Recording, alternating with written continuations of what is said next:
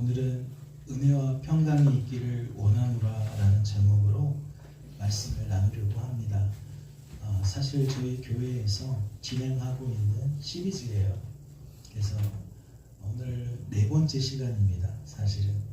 근데 네 번째 시간을 여러분들과 함께 나눌 수 있게 되어서 너무 감사하게 생각합니다. 우리 말씀을 같이 보실까요? 계시록 1장 1절 말씀을 보니까 예수 그리스도의 계시라 이는 하나님이 그에게 주사 반드시 속히 일어날 일들을 그 종들에게 보이시려고 그의 천사를 그 종 요한에게 보내어 알게 하신 것이라 라고 되어 있어요. 그러니까 말씀은 요한계시록이라는 성경책을 1장 1절을 특별히 무엇이 색이 좀 다르죠? 네. 요한계시록은 예수 그리스도의 계시다. 계시록은 그 서두에 다음과 같이 이 책은 이런 내용의 책이다 라고 우리에게 알려주고 있다는 거죠. 예수 그리스도의 계시라는 게 어떠한 의미를 담고 있는 것일까요? 이는 계시의 주체가 예수 그리스도라는 의미를 담고 있는 겁니다. 또한 계시의 내용이 예수 그리스도라는 의미를 담고 있는 거예요. 다시 말해 요한계시록은 예수님에 의해서 계시가 된 책이라는 거죠. 예수님에 관해서 계시가 된 책이라는 겁니다. 말씀을 통해 정말 그러한지 과연 그러한지 함께 살펴보도록 하겠습니다. 말씀을 보세요. 서머나 교회의 사자에게 편지하라. 처음이며 마지막이며 죽었다가 살아나신 이가 이르시되 두아디라 교회의 사자에게 편지하라. 그 눈이 불꽃 같고 그 발이 빛난 주석과 같은 하나님의 아들이 이르시되. 이 요한계시록의 1차 독자, 1차 수신자는 아시아에 있는 7 교회인데 말씀이 지금 계시의 내용을 어떻게 소개하고 있습니까? 이 계시의 주체가 예수님이라고 소개를 하고 있어요. 즉 죽었다가 살아나신 예수 거죠. 하나님의 아들이신 예수님을 계시의 주체로 소개하고 있다는 겁니다. 이어지는 말씀도 보세요.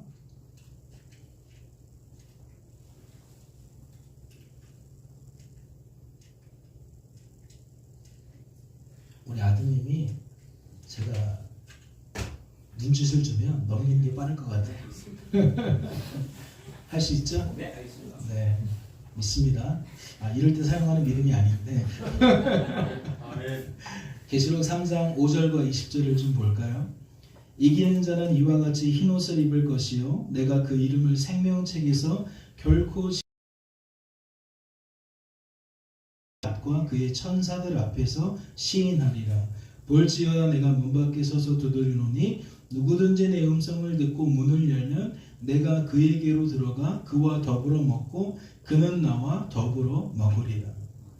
말씀은 계시 내용을 어떻게 소개하고 있죠? 예수 그리스도에 관한 계시라고, 예수 그리스도와 관련이 있는 계시라고 소개를 하고 있어요. 즉 이기는 자는, 구원을 받은 성도는 예수님께서 흰옷을 입혀주신다고, 예수님께서 그 이름을 생명책에서 지우지 아니하신다고, 예수님께서 아버지와 아버지의 천사들 앞에서 그를 시인해 주신다고 그렇게 소개를 하고 있다는 거죠. 계시의 주체도 예수님, 그리고 그 내용도 예수님과 깊이 관련이 되어진 내용, 이것이 말씀 자체에서 드러나고 있다는 겁니다. 그렇다면 이것은 어떠한 의미를 함의하고 있는 거죠? 우리는 구원받을 자격이 없어요. 즉 스스로의 힘과 능력으로는 말씀이 요구하는 것처럼 이길 수가 없다는 거예요. 죄라는 것을 우리가 스스로 극복할 수가 없다는 거죠. 그런데 이 내용은 뭐예요? 예수님께서 극복하게 만드신다는 거예요. 예수님께서 죄에서 우리를 구원해 주신다는 거죠. 죄를 이기도록 만드신다는 거예요. 무엇을 통해? 예수 그리스도의 십자가 보혈의 공로를 통해. 바꾸어 말하면 우리는 마음의 문을 탁 닫아요. 안 받아요. 못 받아요. 받기 싫어해요. 그런데 예수님이 찬찬히 두드리시는 거예요.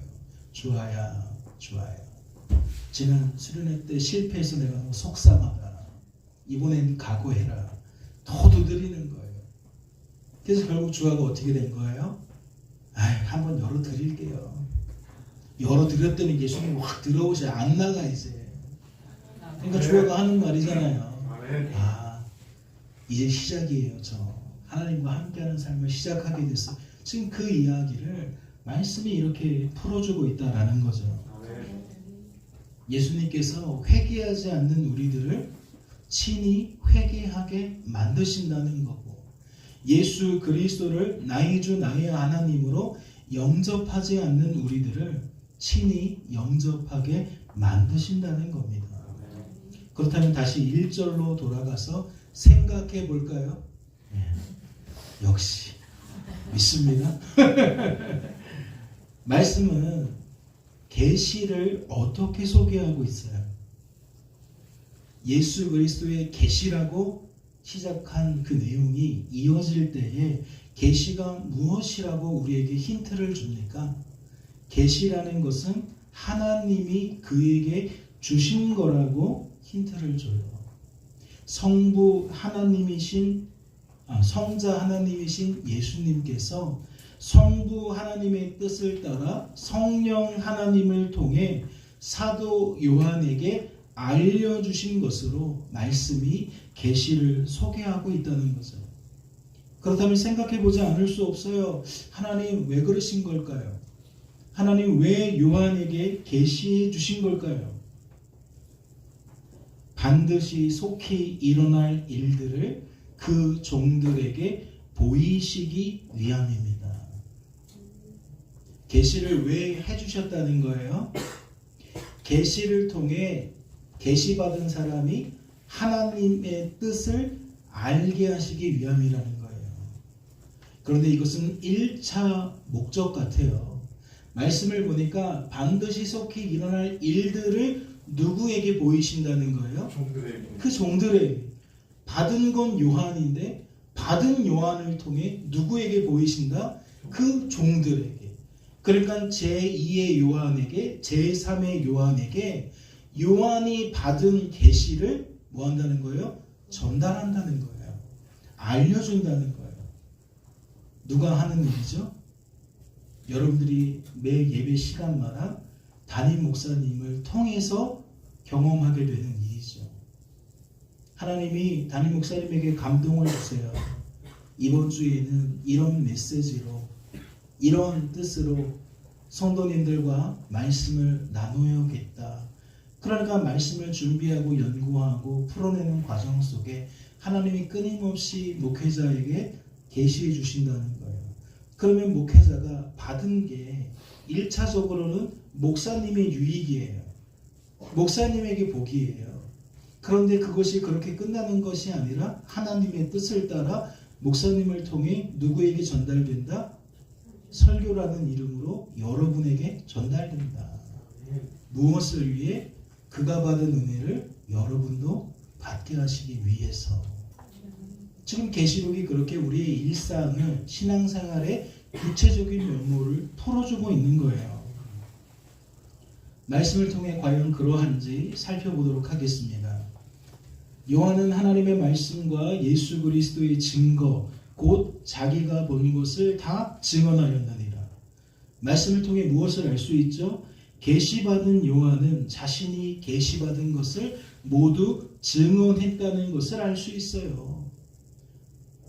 또한 요한은 하나님 때문에 듣게 된 것을, 보게 된 것을 모두 예언하였다는 것도 알 수 있어요. 증언했다, 예언했다. 결국 뭐예요? 받은 것을 누군가에게 전달하되 어떠한 방식으로 전달했다? 하나님의 뜻을 따라 전달했다. 거저된 일이 아니라는 거예요. 아, 목사님, 왜 이번 주에는 이 설교를 하세요? 아, 그건 별로인 것 같은데? 여러분, 목사님도 알아요. 그런데 왜 목사님은 그걸 할 수밖에 없어요? 하나님이 그걸 해야 한다고 말씀하시니까 다른 걸 할 수 없는 거예요. 그러니까 성도는 말씀을 들을 때에 판단자가 되는 것이 아니라 하나님께서 왜 이 말씀을 나에게 들려주셨을까로 받아야 되는 거예요. 그리고 그 이유를 찾아내셔야 되는 거예요. 그래야 전하는 자가 누렸던 은혜를 받는 여러분도 누릴 수가 있는 겁니다. 이어지는 말씀도 보세요. 이르되 내가 보는 것을 두루마리에 써서 에베소, 서머나, 버가모, 두아디라, 사데, 빌라델비아, 라오디게아 등 7교회에 보내라 하시기로 요한은 아시아에 있는 7교회에 편지하노니. 말씀을 통해 무엇을 알 수 있습니까? 하나님께서 요한에게 아시아에 있는 7교회에 편지하라고 말씀하셨음을 알 수 있어요. 요한아, 이게 내 뜻이다. 너를 향한 나의 뜻이 이것이다 라고 밝혀주고 계시다는 거죠. 그런데 이어지는 말씀을 보니까 무엇도 알 수 있어요? 요한은 하나님의 뜻대로 순종했다는 것을 알 수 있어요. 아시아에 있는 7교회에 편지하라는 것이 하나님의 뜻인데 요한은 그 뜻대로 편지하더라는 거죠. 글로써 증언하더라는 겁니다. 글로써 예언하더라는 거죠. 그러니까 말씀은 조금만 섬세하게 보면 우리 하나님이 우리의 삶 가운데 매우 실제적으로 매우 세밀하게 하나님의 뜻을 따라 역사하고 계셨구나 라는 것을 우리는 발견할 수가 있다는 거예요. 그렇다면 다시 1절로 돌아가서 생각해 보겠습니다. 하나님께서 요한에게 알게 하신 반드시 속히 일어날 일들이라는 것이 무엇일까요? 요한이 하나님 때문에 보게 된 일, 하나님 때문에 듣게 된 일은 과연 무엇이겠냐는 거예요. 말씀은 이것을 크게 두 가지로 소개합니다. 하나는 재앙에 관한 일, 하나는 구원에 관한 일이에요. 이렇게도 표현할 수가 있을 거예요. 하나는 하나님의 심판에 관한 일, 하나는 하나님의 은혜에 관한 일. 또 이렇게도 표현할 수 있을 거예요. 하나는 죄인에게 부어지는 하나님의 심판의 결과를 나타내고, 다른 하나는 성도에게 부어지는 하나님의 은혜의 결과를 나타낸다. 이해가 쏙쏙 되죠? 네, 정신줄 잡아야 됩니다. 말씀을 통해 과연 그러한지 이번에도 한번 살펴보죠. 이에 다른 붉은 말이 나오더라. 그 탄자가 허락을 받아 땅에서 화평을 제하여 버리며 서로 죽이게 하고 또 큰 칼을 받았더라. 내가 봄에 청황색 말이 나오는데 그 탄자의 이름은 사망이니 음부가 그 뒤를 따르더라. 그들이 땅 4분의 1의 권세를 얻어 검과 흉령과 사망과 땅의 짐승들로서 죽이더라. 말씀은 죄에 대한 하나님의 심판을 어떻게 소개하고 있죠? 그 심판은 검을 통해 이루어진다고, 흉년을 통해 이루어진다고, 사망을 통해 이루어진다고, 땅의 짐승들을 통해 이루어진다고 소개하고 있어요. 이는 이러한 해석이 가능한 겁니다. 첫째, 전쟁을 통해서 이루어진다. 둘째, 기근을 통해 이루어진다. 셋째, 질병을 통해 이루어진다. 넷째, 세상의 권세 잡은 자들을 통해 이루어진다. 즉, 죄인을 사망에 이르게 하는 재앙을 통해 이루어진다는 거예요. 여러분, 이게 모호한 얘기입니까? 우리의 삶에서 멀리 떨어진 이야기 같으세요? 전쟁? 우리는 아니에요. 한 5, 60년 전에는 한국전쟁이 있었으니까 우리의 이야기가 맞아요. 그런데 지금 50, 60년 훨씬 지났잖아요. 그러니까 우리의 일은 아닌데요. 좀 말씀이 그런데요. 저와 여러분, 우리 그렇게 단순한 사람들 아니잖아요. 우리는 사랑도 뭐라고 불러요? 전쟁 같은 사랑이라고 부르죠. 조금만 생각을 해보세요. 저 전쟁이라는 것이 어디까지 파고들까요? 우리의 일상을 통틀어서 문제로 여기는 가장 기본적인 단위가 뭐예요? 물질, 건강, 사람과의 관계 아니에요? 여러분, 일주일 동안 기도한 제목들 한번 노트에 적어보세요. 물질, 건강, 사람과의 관계가 얼마나 영향을 주고 있는지. 그런데 지금 전쟁이라는 것은 무엇과 부부간에 왜 싸웁니까? 그 말에 왜 상처를 받고 상처를 주게 되죠? 관계에 틀어짐이 있으니까 불이 튀어서 작은 전쟁터가 되는 거예요. 그러다 심각해지면 서로 원수가 되는 거죠. 남남이 되어지는 거예요. 그러면 부부 사이에만 그래요? 부모, 자식 간에는 안 그런가요? 직장 동료 사이에서는 안 그런가요? 친구 사이에서는 안 그런가요? 전 안 그래요 라고 표정 짓는 거예요? 아니죠? 상당히 도전받네. 무슨 소리세요, 목사님? 나는 평안이에요. 난 다툼이 없어요. 뭐 그런 표정이네 지금. 여러분 아시잖아요.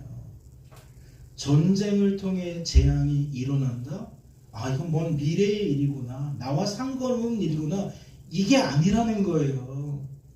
우리가 일상 속에서 부부지간에, 부모 자식 간에, 동료들 간에, 친구 간에 말로 불꽃이 튀고 때로는 또 다른 방식으로 불꽃이 튀는 이러한 일들 거저된 일이 아니라는 거예요. 기근도 마찬가지고 질병도 마찬가지잖아요. 우리가 그러한 일들을 만나게 되면 마음이 평안합니까? 남편과 하고 있는데 마음이 즐거운 배우자가 계세요? 괜찮아, 좀 당해봐도 돼. 랄라랄라 커피 마시고 영화고. 여러분, 그런 사람이 어디 있어요? 그 앞에서는 감정을 이길 수 없어서 독한 말을 했다 할지라도 남편이 없는 자리에서 거기까지는 안 했으면 될 텐데 내가 왜 거기까지 했을까? 마음이 괴로워요. 이 괴롭다는 게 뭐예요? 죽음에 버금가는 죽음의 고통을 당한다는 거예요. 이어지는 말씀도 보세요. 내가 보니 여섯째 인을 떼실 때에 큰 지진이 나며 해가 검은 털로 짠 상복같이 검어지고 달은 온통 피같이 되며 하늘의 별들이 무화과 나무가 대풍에 흔들려 설익은 열매가 떨어지는 것 같이 땅에 떨어지며 하늘은 두루마리가 말리는 것 같이 떠나가고 각 산과 섬이 제자리에 옮겨지며. 말씀은 죄에 대한 하나님의 심판을 어떻게도 소개하고 있죠. 큰 지진과 같은 자연재해를 통해서 이루어진다고 소개하고 있어요. 다시 말해 천재지변을 통해 죄인을 사망에 이르게 하는 재앙이 나타난다고 소개한다는 겁니다. 여러분, 그렇다면 성도된 우리들은 죄에 대한 하나님의 심판의 결과인 재앙을 어떻게 정리할 수가 있는 겁니까? 1장 1절을 띄워주시고요. 하나님은 종말의 때를 살아가는 모든 죄인에게 다양한 형태를 통해 죽음의 고통을 반드시 겪게 한다는 거예요. 속히 겪게 한다는 거예요. 방심할 틈이 없어요. 오늘 좀 괜찮은 것 같아 보여도 집에 돌아가면 한바탕 할 수 있다는 거예요. 좋은 마음으로 친구 만났다가 차 한잔 마시면서 한바탕 할 수 있다는 거예요. 우린 그런 존재들이라는 거예요. 그런 위험에 노출되어 있는 상태라는 거예요. 그렇다면 이어지는 말씀을 보세요. 땅의 임금들과 왕족들과 장군들과 부자들과 강한 자들과 모든 종과 자유인이 굴과 산들의 바위 틈에 숨어 산들과 바위에게 말하되 우리에 떨어져 보좌에 앉으신 이의 얼굴에서와 그 어린 양의 진노에서 우리를 가리라. 재앙을 겪고 있는, 재앙을 겪게 되어진 죄인의 반응을 어떻게 소개하고 있죠? 지위, 고하를 막론하고 높은 자리에 있는 사람이든 낮은 자리에 있는 사람이든 부자이든 가난한 자든 상관없이 어떻게 반응해요? 산들과 바위 틈에 숨어 산들과 바위에게 우리에게 떨어져 우리를 가려달라고 요청한다고 소개하고 있어요. 그렇다면 생각해 봐야겠죠. 그들은 산들과 바위에게 무엇을 요청하고 있는 걸까요? 성부 하나님의 얼굴로부터 자신을 숨겨달라고 요청한 걸까요? 성자 하나님의 진노로부터 자신을 보호해달라고 요청한 것일까요? 말씀에 나타난 재앙의 위력을 생각해 볼 때에 그 죽음과 죽음의 버금가는 고통을 생각해 볼 때에 우리들은 그리 요청한 것이라고 충분히 여길 수 있겠죠. 감당할 수 없는 고통이잖아요. 감당할 수 없는 공포잖아요. 그러니까 우리들은 이 의미를 그런 뜻으로 요청한 것이겠구나 라고 얼마든지 이해할 수 있다는 거죠. 하지만 문제는 어디에 있어요? 과연 산들에게 그러한 위력이 있냐는 거예요. 과연 바위에게 그러한 위력이 있냐는 거죠. 그래서 오히려 우리들은 어떻게 풀어낼 수밖에 없느냐? 우리들은 속히 죽여달라는 의미로 바라볼 수밖에 없다는 거예요. 속히 이 고통을 끝내달라. 속히 이 공포를 끝내달라. 그렇게 요청한 것으로 여길 수밖에 없다는 거죠. 즉 산들과 바위는 성부 하나님의 얼굴로부터 죄인을 숨겨줄 수 있다? 없다? 없다. 산들과 바위에게는 그러한 위력이 없다. 성자 하나님의 진노로부터 죄인을 보호해 줄 수가 없다. 이어지는 말씀을 보세요. 그들의 진노의 큰 날이 이르렀으니 누가 능히 서리요 하노라. 그렇다면 이 말씀의 의미는 무엇이라고 할 수 있나요?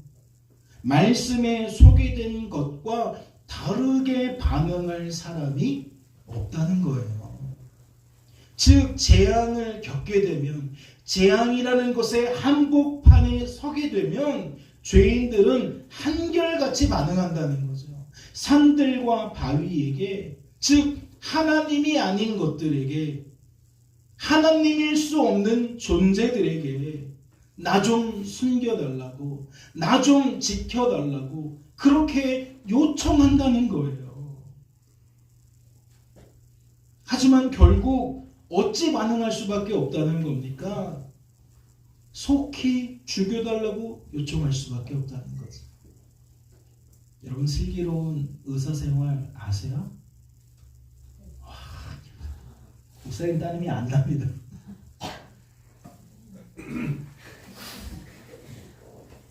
이분이 따님이죠? 가계도는 망쳐졌네요.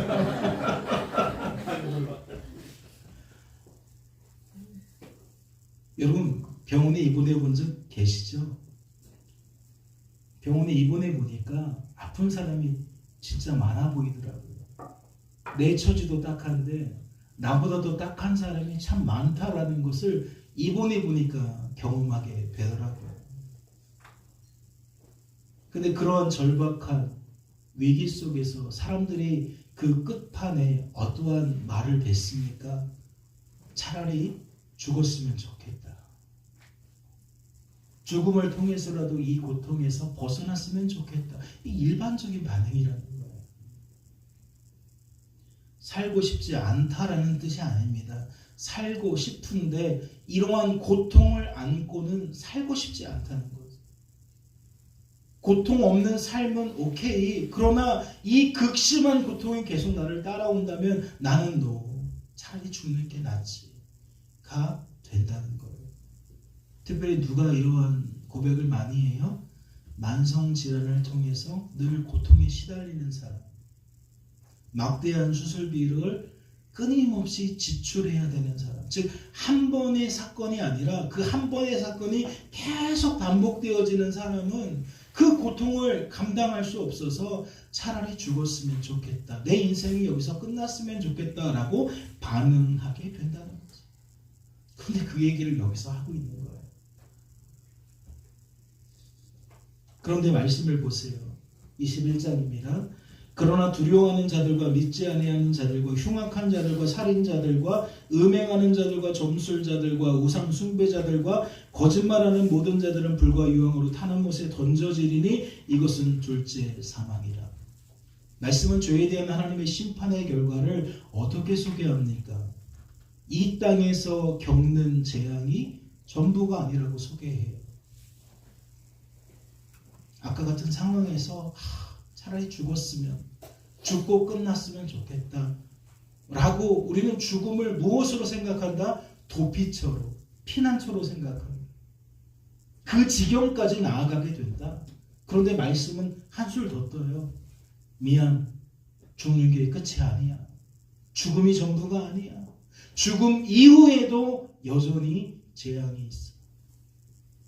이 땅에서 겪게 되는 죽음이, 죽음의 고통이, 죽음의 공포가 전부가 아니라고 말씀이 소개한다는 거죠.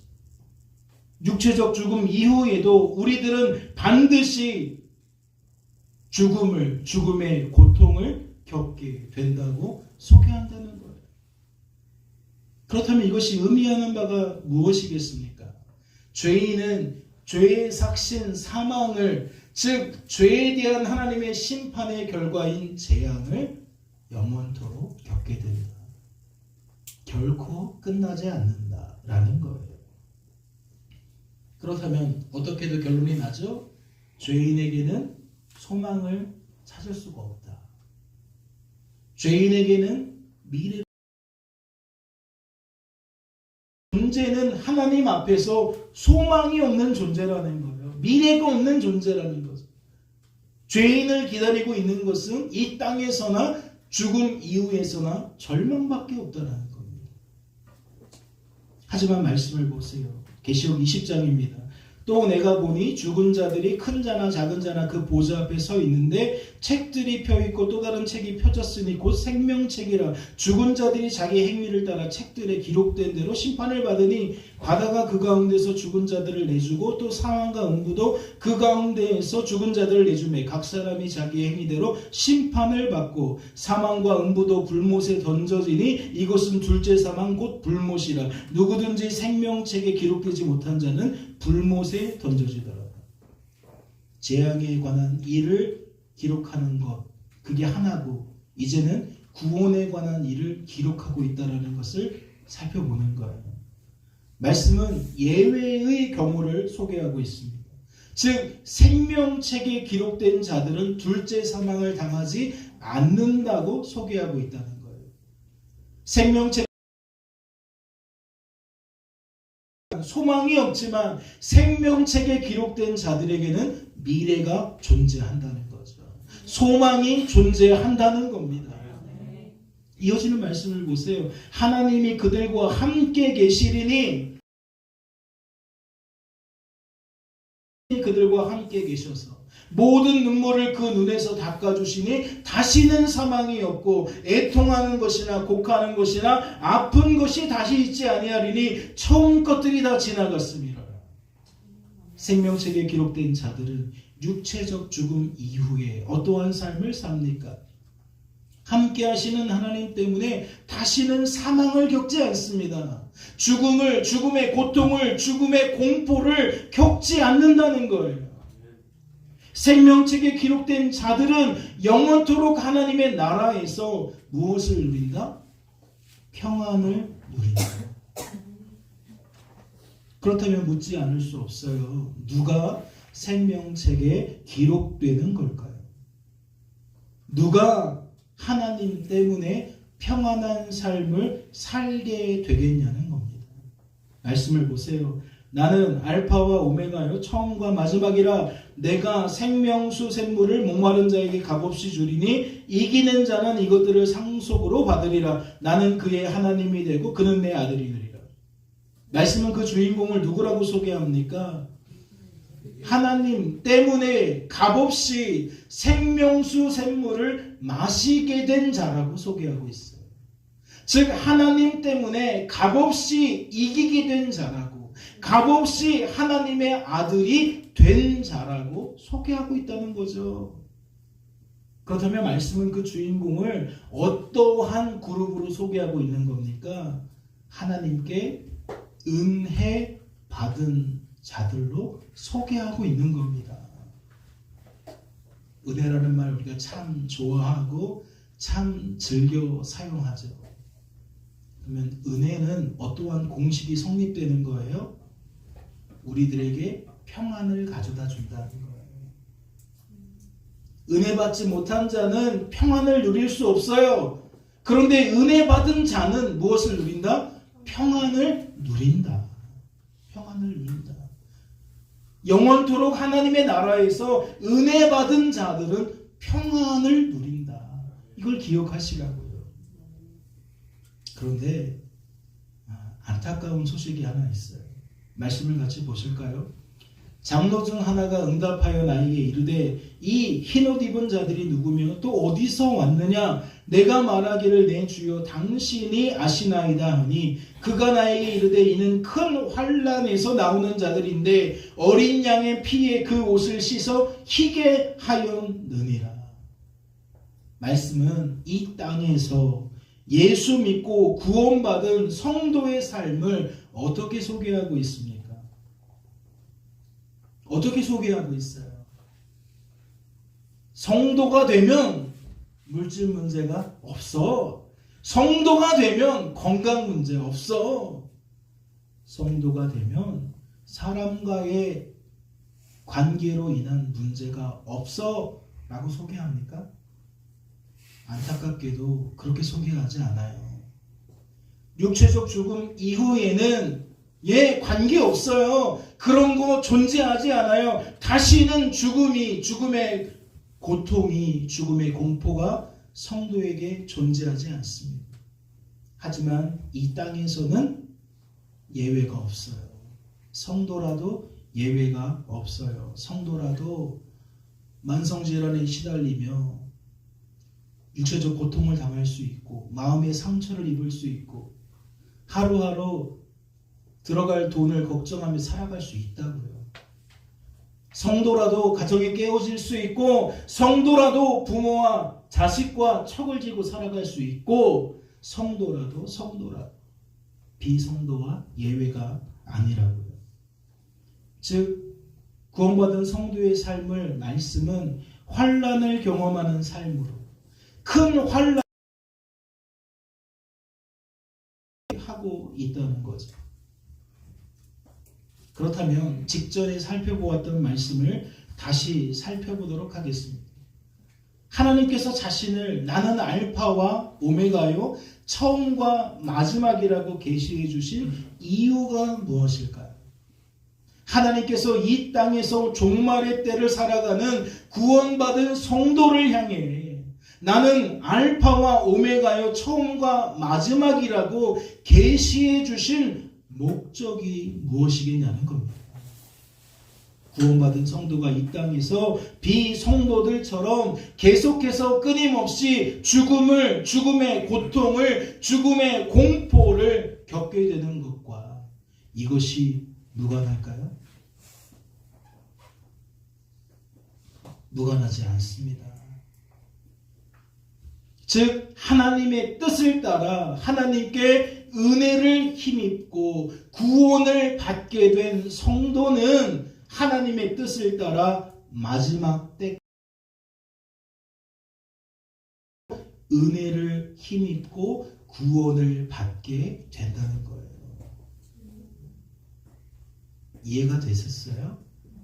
고통이 존재해요. 그러니까 이미 성도의 삶은 장밋빛으로 그릴 수는 없어요. 그런데 이 장밋빛이 아니라는 말이 그냥 절망덩어리라고 생각해서도 안 되는 거예요. 고난은 존재하지만, 환난은 존재하지만 고난만큼이나 환난만큼이나 무엇도 함께라는 거예요? 하나님도 함께라는 거예요. 하나님이 함께라는 것은 하나님께서 하나님의 뜻을 따라 우리에게 은혜를 베푸신다는 이야기가 되는 거예요. 반론이 생기십니까? 그렇지 않은 것 같아요. 질병이 안 나요. 이만큼 당했으면 이제 고쳐주셔야죠. 반론이 생기십니까? 결혼 10년 차인데 여전히 부부 사이가 안 좋아요. 이미 사업을 두세 번 국물에 말아서 했는데 아직도 재기할 그게 없어요. 좀 이상한데요? 아니요. 그런 얘기가 아니에요.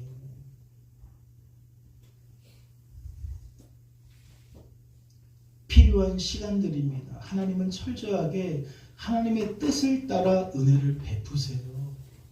잘 생각해 보세요. 사업을 3번 하든 4번 하든 우리가 왜 지금 여전히 성도입니까? 그러한 모진 고통 속에서도 우리는 왜 여전히 예배 시간에 나와서 예배를 드리죠? 무엇이 있기에 가능한 겁니까?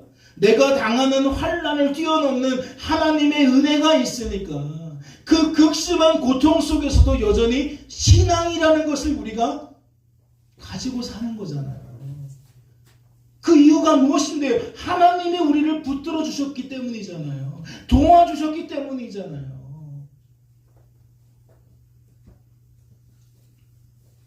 즉 생명수 샘물을 마시게 된 자는 하나님의 뜻을 따라 끊임없이 마시게 된다는 거예요. 이기게 된 자는 끊임없이 이기게 된다는 것이고 하나님의 아들이 된 자는 끊임없이 하나님의 아들이 된다는 거죠. 왜요? 하나님의 뜻은 변개함이 없으니까. 돌이킴이 없으니까. 후회하심이 없으니까. 말씀을 보세요. 이 예언의 말씀을 읽는 자와 듣는 자와 그 가운데 기록한 것을 지키는 자는 복이 있나니 때가 가까우니라. 그렇다면 저 복은 무엇을 의미한다고 할 수 있나요? 저 복 뭐라고 여기셔야 돼요? 실패한 사업이 일어나는 복? 예, 그것도 뭐 포함은 되겠지만 만약 그렇게 여기신다면 처음부터 다시 말씀을 전해야 될 것 같아요. 저 복이 무엇이겠어요? 잘 안 들렸지만 맞는 걸로. 예. 하나님의 뜻을 따라 구원받은 성도가 또다시 구원을 받게 되는 것을 의미한다. 고통을, 죽음의 공포를 겪게 된 성도가 하나님 때문에 다시 생명수 샘물을 마시게 되는 것을 의미한다고 할 수 있다고요. 이기게 된 자가 다시 이기게 되는 것으로, 하나님의 아들이 된 자가 다시 하나님의 아들이 되는 것으로 우리는 저 복을 생각할 수가 있다는 거죠. 즉 하나님의 뜻을 따라 하나님께 은혜를 받고 조금 전까지 누려지지 않았던 평안이 다시 누려지는 것, 그것을 의미한다고 할 수 있다는 거예요. 아까 이미 말씀을 드렸잖아요. 어떠한 공식이 성립한다. 은혜, 그 결과값은 평안. 그렇다면 성도된 우리들은 이 일의 시작을 무엇으로 여길 수 있는 겁니까? 구원받은 성도가 하나님의 뜻을 따라 계시받는 것으로 여길 수 있는 거예요. 목회자도 힘들어요. 죄송합니다. 저는 힘들어요. 목사님은 아니실지 몰라요. 근데 왜 살아요? 왜 숨이 튀어집니까? 주일 예배 준비하고 수요 예배 준비하고 말씀 앞에 씨름하다 보면 말씀 속에서 하나님을 경험해요. 또 숨이 튀어요. 그러니까 또 담대한 마음 가지고 그 말씀 가지고 강단에 올라서는 거예요. 그리고 어떠한 소망을 가져요? 제가 누린 그 복, 우리 성도들도 누렸으면 좋겠다라는 기대감을 갖는 거예요. 오늘 말씀을 보면 그 주인공은 사도 요한이라고 할 수 있죠. 그리고 두 번째 주인공은 누구라고 할 수 있어요? 그를 통해 요한계시록을 읽고 듣고 지키게 될 아시아에 있는 7 교회라고 할 수 있죠. 그렇다면 성도된 우리들은 오늘날 우리들을 어찌 여길 수 있는 겁니까? 주일 예배 시간을 통해 오늘 요한계시록 말씀을 읽게 된, 즉 전하게 된 저와 듣게 된 여러분과 지키게 되어질 우리 모두를 어찌 여길 수 있냐는 거죠. 오해는 하지 마세요. 요한계시록으로 한정할 이야기가 아닙니다. 모든 성경의 어떠한 구절, 어떠한 말씀도 다 해당하는 얘기예요. 하나님의 뜻을 따라 사도 요한과 아시아에 있는 7 교회처럼 말씀에 소개된, 이건 뭐죠? 실망이에요. 저 복을 무엇하게 된다? 누리게 된다. 우리는 지금 저 복을 누리기 위해 만났다. 하나님이 저 복을 누리게 하시려고 만나게 하셨다. 오늘 이 예배는 여러분들이 늘 드리는 그 모든 예배는 그 시간이다. 이렇게 이해하시면 된다는 거예요. 그렇다면 그 반응은 어떻게 나타나야 됩니까? 복을 누린 성도 어떻게 반응해야 됩니까? 네. 우리를 사랑하사 그의 피로 우리 죄에서 우리를 해방하시고 그의 아버지 하나님을 위하여 우리를 나라와 제사장으로 삼으신 그에게 영광과 능력이 세세토록 있기를 원하노라. 아멘. 뭐 한다는 거죠? 하나님을 찬송한다는 거예요. 하나님께서 하신 일을 하나님께서 하신 일로 드러낸다는 거죠. 우리 주아가 수련을 겪고 와서 하나님께서 이런 걸 하셨어요, 저런 걸 하셨어요 라고 고백했죠. 딱 그 얘기라는 거예요. 복을 받잖아요, 은혜를 받잖아요, 평안을 누리게 되잖아요, 하나님 안에서 변화를 경험하게 되잖아요. 그러면 성도가 어떻게 반응해야 된다? 하나님께서 하신 일이에요, 하나님께서 하신 일입니다 라고 표현할 수 있어야 된다는 거예요. 드러낼 수 있어야 한다는 거예요. 즉 감사와 찬양으로 하나님께 영광을 돌릴 수 있어야 한다는 거죠. 새 달이 시작되었습니다. 오늘은 우리들을 대표하여 주아가 첫 스타트를 끊었어요. 세우는 건 아니라고 생각을 해요. 제 직감으로는. 특별한 날에 오늘 제가 귀한 감성을 들었어요. 여러분 노트에, 여러분 마음에 날마다 기록되어지기를 소망합니다. 하나님을 향한 찬양이, 감사가 날마다 기록되어지기를 바라요. 그리고 기회를 따라, 하나님의 뜻을 따라 주변인에게 드러내시기 바랍니다. 하나님께서 하셨습니다. 하나님 덕분입니다. 하나님 감사합니다. 예, 그러한 찬양이 풍성하게 나타나는 저와 여러분 될 수 있기를 주님의 이름으로 소망합니다. 잠시 기도합니다. 하나님 아버지, 은혜와 평강이 있기를 원하노라 라고 축복으로 우리에게 다가오신 주님,